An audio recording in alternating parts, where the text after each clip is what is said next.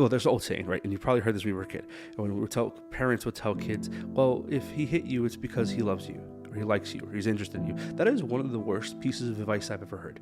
I get it, because that part of the brain, right? This is actually scientific. That part of the brain where love and hate, right, is the thin line, that whole thing, that's actually real. It's the part of the brain where it's activated, where there's almost sometimes hard to distinguish the two. It's the same part of the, well, we won't go too deep into that, but that same part is activated. And we tell kids when they're little, if they're bothering you, they're hitting you, they're picking on you, it's because they like you. So what happens, even subconsciously or even consciously in our culture, is that we've created a culture where people treat us bad and we think it's because they love us.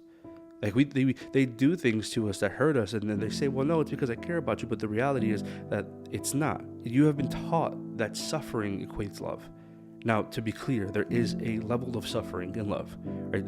It is a sacrifice. It has to be something that gives in that reality. But it does not mean that the more suffering you go through, the more love you have for them. It does not mean that you continue to be hurt and feel like you're empty and alone just because you think that that's what love is. Again, there is suffering, there is sacrifice, there is offering of yourself fully, completely for this particular thing. But that suffering is meant to be purposeful, not purposeless. If you are being treated poorly, you need to understand that that's not love, that's use.